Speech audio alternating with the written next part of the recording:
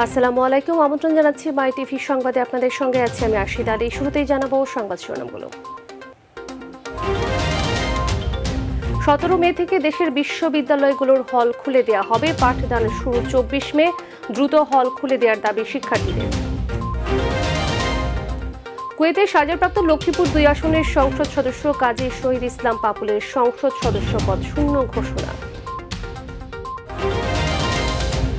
মাতৃভাষার জন্য শহীদদের রক্ত বৃথা যায়নি বললেন প্রধানমন্ত্রী। সারা বিশ্বের ছোট বড় মাতৃভাষা সংরক্ষণের দায়িত্ব বাংলাদেশের। অন্যায়ভাবে ক্ষমতায় থাকতে চায় বলেই সরকার বিরোধী দলকে দাবিয়ে রাখছে, অভিযোগ বিএনপি নেতাদের।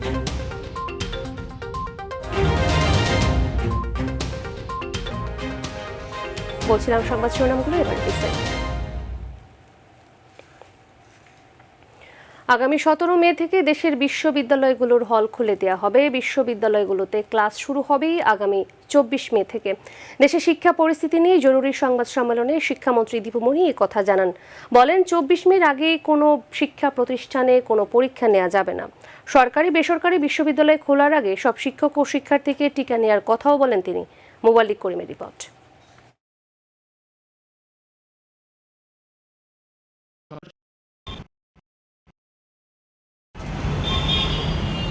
করোনা ভাইরাস মহামারীর কারণে প্রায় 1 বছর ধরে বন্ধ দেশের শিক্ষা প্রতিষ্ঠানগুলো। এমন অবস্থায় দুপুরে এক জরুরি ভার্চুয়াল সংবাদ সম্মেলন করেন শিক্ষামন্ত্রী দীপু মনি। পর 24 মে থেকে শুরু হবে। করোনা পরিস্থিতি কিছুটা স্বাভাবিক হয়ে আসায় মে মাসের তৃতীয় সপ্তাহ থেকে বিশ্ববিদ্যালয়গুলোতে শ্রেণীকক্ষে স্বাভাবিক শিক্ষা কার্যক্রম শুরুর কথা জানান তিনি।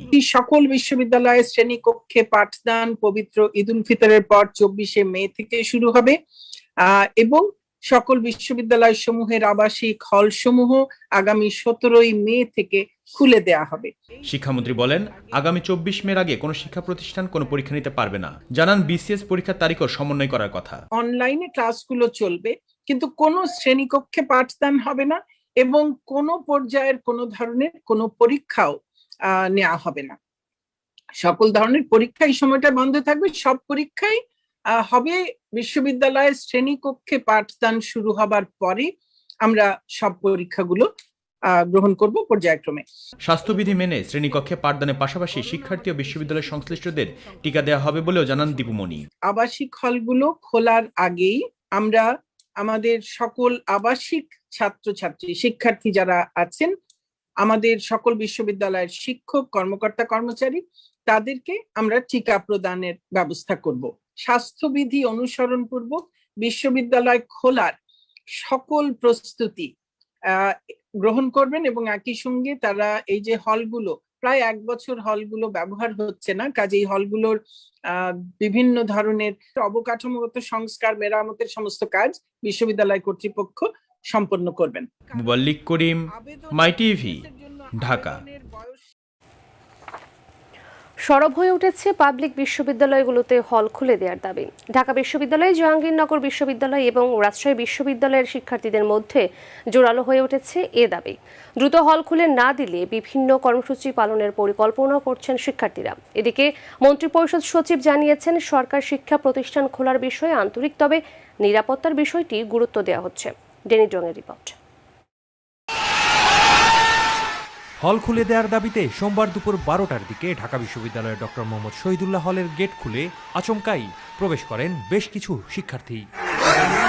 তবে কোনো ধরনের বিশৃঙ্খলা না করে হল প্রাঙ্গণে কিছু সময় অবস্থান করে শিক্ষার্থীরা বের হয়ে যান। দাবি জানান দ্রুত হলগুলো খুলে দেওয়ার। আমাদের এখানে যারা ঢুকে তারা কাগজ লেখা, যদি কোনো মালামাল নিতে হয় ওই মালামাল নিয়ে যায় আর কি, কাগজ লেখা। এতটুকুর ভিতরে খোলা ছিল, এরপর আমরা লাগাইতেছিলাম, এরা জোর করে সবাই ঢুকে গেছে। সব ক্ষেত্রে চালু রাখে শিক্ষা প্রতিষ্ঠানকে বন্ধ রাখার কোনো মানে হয় না। আমরা চাই যে শিক্ষার পরিবেশ এখন সকলকে ভ্যাকসিন দিয়ে অন্তপক্ষে শিক্ষার পরিবেশটা উন্মুক্ত করা হোক। আমরা পজিটিভলি চিন্তা করতেছি যে স্যাররা আমাদের যৌক্তিক দাবিগুলো আশা করি মেনে নেবে। একইভাবে অমর একুশে হলেও আসেন শিক্ষার্থীরা। প্রধান ফটকে দাবি সংবলিত পোস্টার সাটিয়ে বের হয়ে যান তারা। বাইরে কোনো মিছিল টিছিল করে নাই, ভিতরে ঢুকে তারা কয়েকটা ছবি উঠায় আবার তারা চলে গেছে।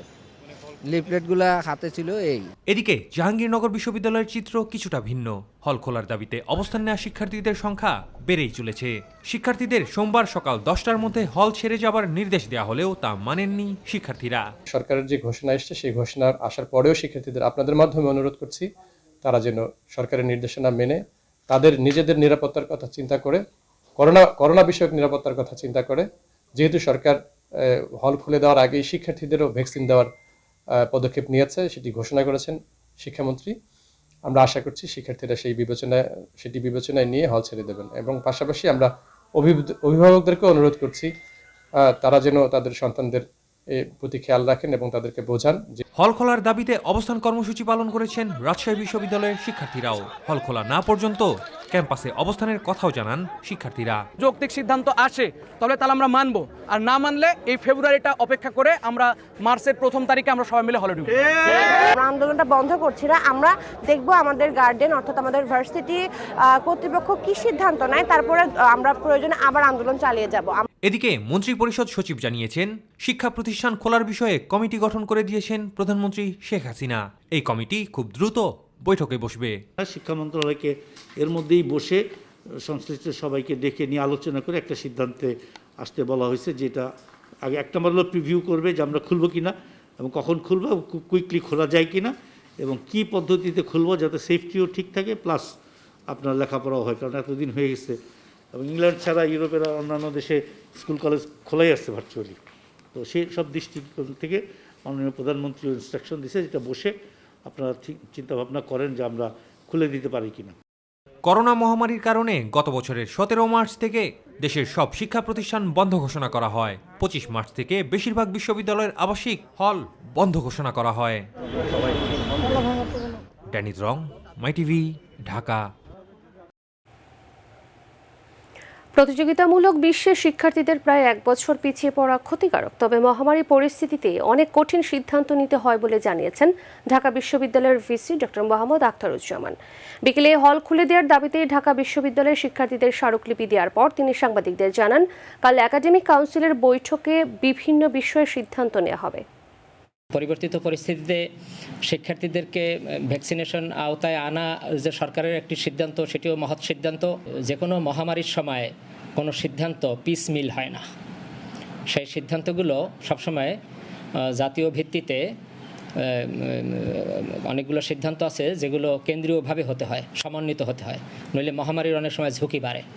তো ফলে সেগুলো বিবেচনায় নিয়েই যে একাডেমিক কাউন্সিলে আমরা এই সিদ্ধান্তগুলো নিয়েছিলাম, সেই একাডেমিক কাউন্সিলই এই পরিবর্তিত এই উদ্ভূত সকল তথ্যাবলী সেগুলো নিয়ে আগামীকালকে 10:30 একাডেমিক কাউন্সিলের সদস্যদেরকে এগুলো জানানো। কুয়েতের আদালতে 4 বছরের সাজাপ্রাপ্ত হয়ে কারাগারে বন্দী লক্ষ্মীপুর 2 আসনের সংসদ সদস্য কাজী শহীদ ইসলাম পাপুলের সংসদ সদস্য পদ শূন্য ঘোষণা করে প্রজ্ঞাপন জারি করা হয়েছে। বিকেলে বাংলাদেশ জাতীয় সংসদের সিনিয়র সচিব ডক্টর জাফর আহমেদ খান স্বাক্ষরিত প্রজ্ঞাপনে এ তথ্য জানানো হয়। ঘুষ দেওয়ার দায়ে কুয়েতের আদালত পাপুলকে 4 বছরের কারাদণ্ডের পাশাপাশি 53,19,62,000 টাকা জরিমানা করেছেন। গত বছর 6 জুন কুয়েতের অপরাধ তদন্ত বিভাগ সিআইডি পাপুলকে সে দেশে গ্রেফতার করে। এখন থেকে এমপি পাপুল কুয়েতের কারাগারে বন্দী। মাতৃভাষার জন্য শহীদের রক্ত বৃথা যায়নি বলে মন্তব্য করেছেন প্রধানমন্ত্রী শেখ হাসিনা। তিনি বলেন, সারা বিশ্বের ছোট বড় মাতৃভাষা সংরক্ষণ করার দায়িত্ব এখন বাংলাদেশের। বিকেলে মহান শহীদ দিবস ও আন্তর্জাতিক মাতৃভাষা দিবস উপলক্ষে আওয়ামী লীগের আলোচনায় ভার্চুয়ালি যোগ দিয়ে তিনি কথা বলেন। প্রধানমন্ত্রী বলেন, জাতির পিতার জন্মশত বার্ষিকী এবং স্বাধীনতার সুবর্ণ জয়ন্তীর মধ্যে বাংলাদেশের প্রতিটি মানুষ ঘর পাবে ও প্রতিটি ঘরে আলো জ্বলবে। সাইদুর রহমান আবিরের রিপোর্ট। মহান শহীদ দিবস ও আন্তর্জাতিক মাতৃভাষা দিবস উপলক্ষে কেন্দ্রীয় কার্যালয়ে আলোচনা সভার আয়োজন করে বাংলাদেশ আওয়ামী লীগ। এতে গণভবন থেকে ভার্চুয়ালি যুক্ত হন দলীয় সভাপতি প্রধানমন্ত্রী শেখ হাসিনা। শহীদদের স্মরণে শ্রদ্ধা নিবেদন শেষে ভাষা আন্দোলনের প্রেক্ষাপট ও 52 পথ ধরেই 71-এর বিজয়গাথার ইতিহাস তুলে ধরেন প্রধানমন্ত্রী। 71 সালের 20 ফেব্রুয়ারি দিবাগত রাত 12:01 শহীদ মিনারে বঙ্গবন্ধু শেখ মুজিব বলেন, 1952 সালের আন্দোলন কেবলমাত্র ভাষা আন্দোলনের মধ্যে সীমাবদ্ধ ছিল না। এই আন্দোলন ছিল সামাজিক, অর্থনৈতিক, সাংস্কৃতিক ও রাজনৈতিক অধিকার প্রতিষ্ঠার আন্দোলন। এই কথার মধ্য থেকে কিন্তু আমরা অন্তত এইটুকু শিক্ষা নিতে পারি যে ভাষা আন্দোলন শুধু ভাষা আন্দোলন না, এই ভাষা আন্দোলন আমাদের সার্বিক বাঙালি জাতি হিসেবে অর্জনের আন্দোলন, এবং তিনি সেটা আমাদের করে দিয়ে গেছেন, এটাকে ধরে রেখে এগিয়ে যেতে হবে। রক্তে অর্জিত ভাষার জাতি হিসাবে বিশ্বের বিলুপ্তপ্রায় মাতৃভাষা সংরক্ষণের দায়িত্ব বাংলাদেশের বলে উল্লেখ করেন প্রধানমন্ত্রী। ভারতের রক্ত দিয়ে যেহেতু আমরা মাতৃভাষা অর্জন করেছি, আমরা আমাদেরই প্রস্তাবে জাতিসংঘ প্রতিষ্ঠান যেটা ইউনেস্কো, তারা 21শে ফেব্রুয়ারিকে আন্তর্জাতিক মাতৃভাষা দিবস হিসেবে ঘোষণা দিয়েছে। আজকে শুধু এই দিবসটি আমাদের না, আজকে সমগ্র বিশ্বে প্রতিটি ভাষাভাষী মানুষই তা উদযাপন করছে। জনগণের মৌলিক অধিকার পূরণে কাজ করছে সরকার। আমরা 2021 ডিসেম্বর মাস পর্যন্ত মুজিব বর্ষ এবং স্বাধীনতা সুবর্ণ জয়ন্তী আমরা উদযাপন অব্যাহত রাখবো। আর এর মধ্যে আমরা সিদ্ধান্ত নিয়েছি যে বাংলাদেশে একটি মানুষ গৃহহীন থাকবে না, ভূমিহীন থাকবে না, তাদের আমরা একটা ঠিকানা জোগাড় করে দেবো। এই সময়ের মধ্যে আমরা যখন গৃহহীন মানুষকে ঘর দেবো, সেই সাথে বাংলাদেশের প্রতিটি মানুষের ঘর আমরা আলোকিত করব। প্রতিটি ঘরে আমরা বিদ্যুৎ পৌঁছে দেবো, প্রতিটি ঘরকে আমরা আলোকিত করব। করোনার টিকার কার্যকারিতা গবেষণার পর্যায়ে উল্লেখ করে নিরাপদ থাকতে স্বাস্থ্য সুরক্ষা মেনে চলার আহ্বান জানান প্রধানমন্ত্রী। টিকা নেবেন, কিন্তু টিকা নিলেও স্বাস্থ্য সুরক্ষা মেনে চলতে হবে।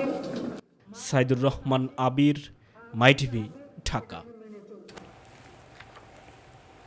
অন্যায়ভাবে ক্ষমতায় থাকতে চায় বলেই সরকার বিরোধী দলকে রাজপথে কথা বলার সুযোগ না দিয়ে দাবিয়ে রাখছে বলে অভিযোগ করেছেন দলটির স্থায়ী কমিটির জ্যেষ্ঠ সদস্য ডক্টর খন্দকার মোশাররফ হোসেন। আর বিএনপি নেতা নজরুল ইসলাম খান বলেন, সাংবাদিকদের ভয় দেখাতেই নোয়াখালীতে হত্যার ঘটনা ঘটেছে। মাহবুব সৈকতের রিপোর্ট। রাজধানীর গুলশান বিএনপি চেয়ারপারসনের রাজনৈতিক কার্যালয়ে সংবাদ সম্মেলনে অ্যাটর্নি জেনারেলের রাজনৈতিক পদে থাকা নিয়ে বিএনপির স্থায়ী কমিটির দৃষ্টিভঙ্গি তুলে ধরেন দলটির নেতা নজরুল ইসলাম খান। ক্ষমতাসীন আওয়ামী লীগের তথ্য গবেষণা উপকমিটিতে অ্যাটর্নি জেনারেলকে সদস্য নিয়োগ করায় নিঃসন্দেহক্রমে রাষ্ট্রের সর্বোচ্চ আইন কর্মকর্তার কার্যালয়কে নগ্ন দলীয়করণের অপচেষ্টা ও একটি অত্যন্ত মন্দ দৃষ্টান্ত। বিএনপি চেয়ারপারসনের উপর থেকে সকল আইনি বিধিনিষেধ তুলে নেওয়ারও আহ্বান জানান স্থায়ী কমিটির এই সদস্য। প্রয়োজনে সুচিকিৎসার জন্য তার বাইরে যাওয়া হয়তো দরকার হবে, কিন্তু এই ব্যাপারে একটা নিষেধাজ্ঞা আছে, আপনারা জানেন, যদিও সেই নিষেধাজ্ঞাটা অমানবিক এবং অযৌক্তিক। অপরদিকে মহান শহীদ দিবস এবং আন্তর্জাতিক মাতৃভাষা দিবসের ভার্চুয়াল আলোচনা সভায় বিরোধী দলের রাজনৈতিক অধিকার হরণ করার অভিযোগ করেন দলটির স্থায়ী কমিটির জ্যেষ্ঠ সদস্য ডক্টর খন্দকার মোশাররফ হোসেন। 21-এর চেতনা, মুক্তিযুদ্ধের আকাঙ্ক্ষা, স্বাধীনতার স্বপ্ন আজকের বাংলাদেশে সম্পূর্ণ ধ্বংস হয়ে গিয়েছে। যে এই সরকার শুধুমাত্র ক্ষমতায় থাকার জন্য লোভে পড়ে আমাদের সকল অর্জনকে আজকে তারা ব্যর্থ করে দিচ্ছে। দেশের আর্থসামাজিক অবস্থা তুলে ধরে সরকারের সমালোচনা করেন অপর নেতারা। এদেশের মানুষ অতীতে রুখে দাঁড়িয়েছে, ভবিষ্যতে রুখে দাঁড়াবে। ষড়যন্ত্র থামাতে হবে এবং গণতন্ত্র আমাদেরকে ফেরাতে হবে। আমরা তো খুনাখুনি রক্তারক্ত বিশ্বাস করি না, আমরা শান্তিপূর্ণ রাজনীতিতে বিশ্বাস করি। মাহবুব সৈকত, মাইটিভি, ঢাকা। ইনভয়েস জালিয়াতির মাধ্যমে কতিপয় গার্মেন্টস মালিক বছরে 64,000 কোটি টাকা বিদেশে পাচার করছে বলে তথ্য পেয়েছে দুর্নীতি দমন কমিশন। রাজধানী সেগুনবাগিচা প্রধান কার্যালয়ে এ তথ্য জানান দুদকের সচিব ডক্টর আনোয়ার হোসেন হাওলাদার। এনবিআর থেকে পাওয়া তথ্য অনুসন্ধান করে আল মুসলিম গ্রুপের একারই 175 কোটি টাকা পাচারের প্রাথমিক সত্যতা পেয়েছে বলেও জানান তিনি। সম্প্রতি দুদকে অভিযোগ আসা প্রধান নির্বাচন কমিশনার সহ ইসি কর্মকর্তাদের অবৈধ সম্পদ অর্জনের বিষয়ে যাচাই বাছাই করা হচ্ছে বলেও জানান দুদক সচিব। কতিপয় গার্মেন্টস এর মালিক তারা আমাদের কিছু পাবলিক সার্ভেন্ট যারা আছে তাদের সহযোগিতায় বিভিন্ন সময়ে অবৈধভাবে সম্পদ অর্জন করে দেশের বাইরে পাচার করে আমদানি রপ্তানির মাধ্যমে, এবং এতে প্রায় 64,000 কোটি টাকা পাচার হয় বলে একটি অভিযোগ আমাদের কাছে পাওয়া যায়। আল মুসলিম গ্রুপ এই একই প্রক্রিয়ায় 175 কোটি টাকা বিদেশে পাচার করেছে। দুদক তার চাহিদার প্রেক্ষিতে এনবিআর থেকে এখন তথ্য পাওয়া শুরু করেছে। বিশেষ অর্থ পাচার রোধে দুদক অত্যন্ত কঠিন, সবসময় বিদেশে অর্থ পাচারের ব্যাপারটা আমরা খুব সিরিয়াসলি দেখি। এবারে সাপ্তাহিক আয়োজন নিয়ম অনিয়ম। রাজধানী সহ সারা দেশের বিভিন্ন ফার্মেসিতে চিকিৎসকের পরামর্শপত্র ছাড়াও মিলছে সব ধরনের ওষুধ। ইচ্ছে মতো ওষুধ ক্রয় করার ফলে স্বাস্থ্য ঝুঁকিতে পড়ছেন অনেকেই। পাশাপাশি ফুটপাতেও চলছে বিভিন্ন ধরনের মানসিক ওষুধ সামগ্রীর অবাধ বেচাকেনা।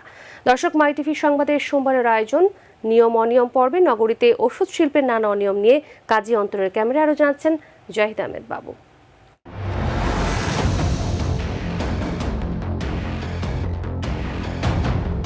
রাজধানীর কয়েকটি নামি দামি ফার্মেসির একটি থেকে আমরা এই জন্য উত্তেজক ট্যাবলেটটি কিনেছি সাধারণ ক্রেতার মতোই। আর এটি কিনতে আমাদের কোনোই প্রেসক্রিপশনের প্রয়োজন হয়নি। যদিও প্রেসক্রিপশন ছাড়া এ ধরনের যৌন উত্তেজক ট্যাবলেট বিক্রি সম্পূর্ণ নিষিদ্ধ, তারপরেও নিয়ম নীতির তোয়াক্কা না করে প্রতিনিয়ত বিক্রি হচ্ছে এসব ঝুঁকিপূর্ণ ওষুধ। আসলে এই ধরনের ওষুধগুলো মূলত প্রেসক্রিপশন ছাড়া সেল করা ঠিক না। এটার দাম হচ্ছে আমরা 3500 টাকা বিক্রি করি। তো ওষুধ প্রশাসন কি জানে যে এই ওষুধ আপনারা বেচতেছেন? সেটা আমি বলতে পারতেছি না। এই ধরনের উত্তেজক ওষুধ কেবল অভিজাত ফার্মেসিতেই সীমাবদ্ধ নয়, ছড়িয়ে পড়েছে ফুটপাতেও। রাজধানীর কারণ বাজার সহ গুলিস্তানে প্রকাশ্যেই চলছে অনুমোদনহীন ওষুধ বেচা কিনা। ক্যামেরার উপস্থিতি টের পেয়ে মুহূর্তেই পালিয়ে গেল অবৈধ ওষুধ বিক্রেতারা। লিগ্যাল ফার্মেসিতে 2 নম্বর ওষুধ পাওয়া যায়, এগুলো তো আরো 2 নম্বর। ওষুধপত্র অবৈধভাবে বিক্রি হইতেছে, যেটা সমাজ নষ্ট করে দিয়েছে। চিকিৎসকের পরামর্শ ছাড়া এই ধরনের ওষুধ সেবন স্বাস্থ্য ঝুঁকি বলে জানান চিকিৎসক বিশেষজ্ঞরা। প্রায় 200-র মতো ওষুধ আছে যেগুলো আসলে অবৈধ এবং এগুলো মানে বেনামে কোম্পানি তারা বাজারজাত করছে। এটার সবচেয়ে বড় ক্ষতিকর দিক হচ্ছে গিয়ে তার কিডনি নষ্ট হয়ে যেতে পারে। নামে বেনামে এসব অনুমোদনহীন ওষুধ দেশের বিভিন্ন অঞ্চল থেকে তৈরি হয়ে আসে ঢাকার পাইকারি বাজার মিটফোর্ডে। পরিচয় গোপন করে এখানকার কয়েকটি দোকানে পাওয়া গেল মরণঘাতী ট্যাবলেট, ক্যাপসুল আর মালিশ। আমাদেরকে বলছে কোম্পানি যারা দিয়ে তারা বলছে কোনো ক্ষতিকর স্যাম্পল দিয়ে গেছে, আমরা বলছি যে বিক্রি করব না। মনোবিজ্ঞানীরা বলছেন এ ধরনের ওষুধ সেবনের ফলে ব্যবহারকারীর মানসিক সমস্যা সহ রুচির বিকৃতি ঘটে। এটার মাত্রা এমন লেভেলে চলে গিয়েছে যে তাকে হসপিটালাইজ করতে হয়েছে এবং পরবর্তীতে সে মারা গিয়েছে। এই ধরনের রিপোর্টও কিন্তু আমরা পাই। সো এই জিনিসগুলো মূলত মানুষের যে নিডটা আছে, এই নিডগুলো যদি সে প্রপারলি ফুলফিল করতে না পারে, তার সামাজিক জীবনগুলো কিন্তু আমরা দেখি যে বিভিন্নভাবে ব্যাহত হয়। আর ওষুধ প্রশাসনের মহাপরিচালক মেজর জেনারেল মাহবুবুর রহমানের সাথে মোবাইলে কথা হলে তিনি জানান সব ধরনের মনিটরিং চলছে। আমরা বেশ কয়েকটা ধরছি, মামলা করেছি। হ্যাঁ, আমরা 8-10টা হবে এরকম কোম্পানি যারা এগুলা সিলিনাফিল যেটা বলে, হ্যাঁ, যৌন উত্তেজক মিশায়, তাদের কিন্তু ধরা হয়েছে। ভালোভাবে যদি একটু ইনফরমেশন গুলো একটু আমাদের দিতে পারেন তাহলে আমরা অভিযান করতে পারি। খোলা আকাশের নিচে শোভা পাচ্ছে যৌন উত্তেজক সামগ্রী। জবাবদিহিতা এড়াতে সবাই সটকে পড়েন। স্বাস্থ্য সুরক্ষায় এইসব যৌন উত্তেজক ওষুধ বিক্রি দ্রুত বন্ধ করা, সেই সঙ্গে নিয়মিত তদারকির দাবি সাধারণ মানুষের। দর্শক, আমাদের চারপাশেই প্রতিনিয়ত চলছে নিয়ম ভাঙার প্রতিযোগিতা। আর এইসব অনিয়মের বেড়াজালে আস্তে পিষ্টে বাধা পড়ছে গোটা সমাজ। কিন্তু এভাবে আর কতদিন? তাই আমাদের প্রত্যাশা সকল অনিয়ম দূর হয়ে সর্বক্ষেত্রেই প্রতিষ্ঠিত হোক নিয়মের শাসন। সমাজে ঘটে যাওয়া এসব অনিয়ম আপনাদের সামনে তুলে ধরতে মাই টিভি আছে আপনাদের পাশে। সঙ্গে আছি আমি জাহিদ আহমেদ বাবু। আন্তর্জাতিক ভ্যাকসিন ইনস্টিটিউট প্রতিষ্ঠার চুক্তি অনুসমর্থনের প্রস্তাব অনুমোদন দিয়েছে মন্ত্রিসভা। এছাড়া বাংলাদেশ পেটেন্ট আইন 2021 ও বাংলাদেশ জাতীয় আর্কাইভস আইন 2021-এর খসড়ার চূড়ান্ত অনুমোদন দেওয়া হয়েছে। সকালে প্রধানমন্ত্রী শেখ হাসিনার সভাপতিত্বে অনুষ্ঠিত মন্ত্রিসভা বৈঠকে অনুমোদন দেওয়া হয়। গণভবন থেকে ভার্চুয়ালি বৈঠকে যুক্ত হন প্রধানমন্ত্রী। বৈঠক শেষে মন্ত্রিপরিষদ সচিব সাংবাদিকদের জানান, সভায় বাংলাদেশ শিল্প নকশা আইন 2021-এর খসড়ার নীতিগত অনুমোদন দেওয়া হয়েছে। দক্ষিণ কোরিয়ার সিওলে একটা ইন্টারন্যাশনাল ভ্যাকসিন ইনস্টিটিউট চুক্তি হয়েছিল, সেখানে আমরা স্বাক্ষর করি। কিন্তু এটার পূর্ণ সদস্যের জন্য আমাদের ক্যাবিনেটের অ্যাপ্রুভাল দরকার, সেটা নিয়ে আসা হয়েছে। আল জাজিরার বিতর্কিত প্রতিবেদন সরাতে হাইকোর্টের আদেশের সত্যায়িত কপির অপেক্ষায় আছে ফেসবুক ও ইউটিউব কর্তৃপক্ষ বলে জানিয়েছেন বিটিআরসির আইনজীবী খন্দকার রেজাই রাকিব। সাংবাদিকদের প্রশ্নের জবাবে তিনি একথা জানান। All the prime ministers main নামের বিতর্কিত প্রতিবেদনটি সরাতে এর আগে গত 17 ফেব্রুয়ারি এক রিটে শুনানি হয় হাইকোর্টে। সেখানে আদালত প্রতিবেদনটি সব ইন্টারনেট মাধ্যম থেকে অপসারণ করতে বিটিআরসিকে নির্দেশ দেয়।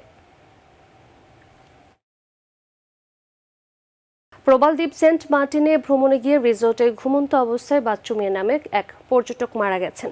গত 21 ফেব্রুয়ারি 7 জনের একটি দল সেন্ট মার্টিন দ্বীপে ভ্রমণে গিয়ে একটি হোটেলে রাত্রি যাপন করে। বাচ্চু মিয়া নারায়ণগঞ্জ রূপগঞ্জের চনপাড়া গ্রামের বাসিন্দা। সাথে থাকা পর্যটকরা জানান রাতে বুকে ব্যথা অনুভব করেছিল। হৃদযন্ত্রের ক্রিয়া বন্ধ হয়ে তার মৃত্যু হয়েছে বলে ধারণা করা হচ্ছে। প্রিয় দর্শক, ধন্যবাদ সাথে থাকার জন্য। আমাদের পরবর্তী সংবাদ রাত 9টা 30 মিনিটে দেখার আমন্ত্রণ জানিয়ে বিদায় নিচ্ছি আমি আরশিদ আলী। আল্লাহ হাফেজ।